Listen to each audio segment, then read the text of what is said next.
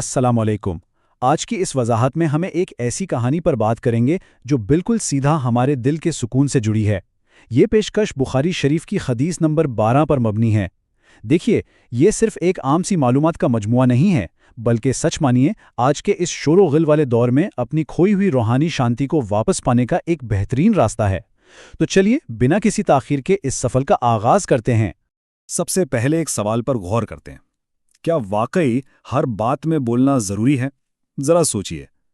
ہماری آج کی اس کہانی کا مرکزی کردار ایک ایسا لڑکا ہے جسے ہر معاملے میں بولنے اور اپنی رائے دینے کی عادت تھی۔ کون کیا کر رہا ہے، کس نے کیا کہا، کس کی زندگی میں کیا چل رہا ہے، یعنی ہر چیز میں دخل دینا اور اس پر اپنا تبصرہ کرنا اسے بے حد پسند تھا۔ بظاہر لگتا ہے کہ یہ تو ایک معمولی سی عادت ہے، لیکن دراصل یہ ایک بہت بڑی ذہنی الجھن کی شروعات تھی۔ اور یہی عادت اس کی سب سے بڑی خامی بن گئی۔ ہر بات میں دخل اندازی کرنا، لوگوں کی نجی زندگیوں میں بے جا دلچسپی لینا۔ یہ صرف ایک عادت نہیں تھی، بلکہ ذہن پر ایک غیر ضروری بوجھ تھا۔ ایسی معلومات اکٹھی کرنا جن کا آپ سے کوئی لینا دینا ہی نہ ہو، جن کا کوئی عملی فائدہ ہی نہ ہو، ایک انسان کو ذہنی طور پر بری طرح تھکا دیتا ہے۔ اس لڑکے کا دماغ بالکل ان بے مقصد باتوں کا ایک گودام بن چکا تھا، اور اس کی روزمرہ کی تھکان میں تیزی سے اضافہ ہو رہا تھا۔ تو پھر نتیجہ کیا نکلا؟ نہ سکون، نہ چین۔ دھیرے دھیرے ان غیر ضروری باتوں میں الجھنے کی وجہ سے اس لڑکے کا دل ہر وقت بے چین رہنے لگا۔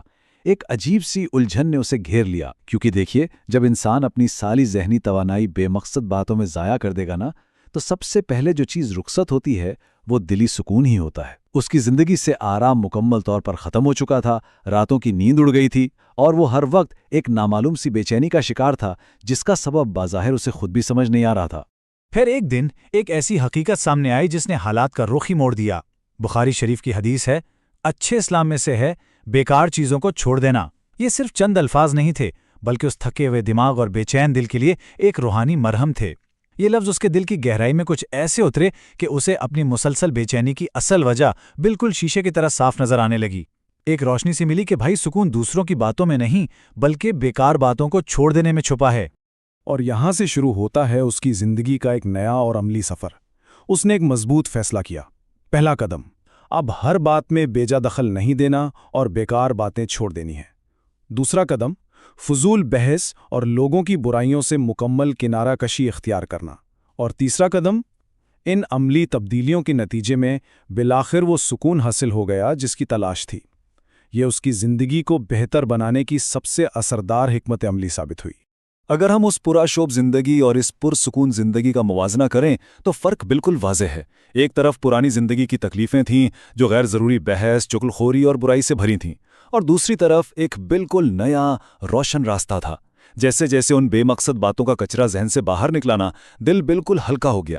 اس کی عادت کی خاموشی نے شانتی کی جگہ لے لی۔ یہ اس بات کا سب سے بڑا ثبوت ہے کہ جب انسان خود کو کسی منفی عادت سے آزاد کر لیتا ہے تو زندگی کتنی آسان، سادگی پسند اور خوبصورت ہو جاتی ہے۔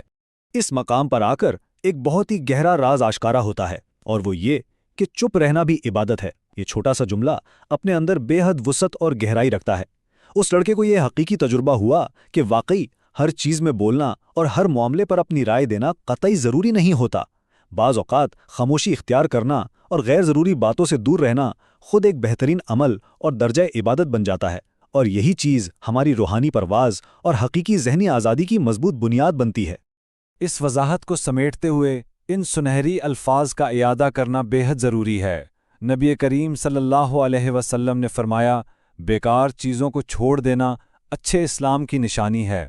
یہ فرمان اس بات پر مکمل مہر لگاتا ہے۔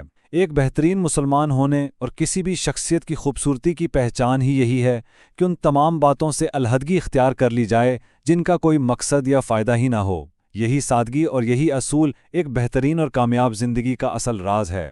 اگر اس پیشکش سے سکون کی اہمیت واضح ہوئی ہو اور کوئی عملی فائدہ ملا ہو تو اس چینل کو ضرور سبسکرائب کریں، اس وضاحت کو شیئر کریں اور کامنٹس میں اپنی رائے دینا نہ بھولیں۔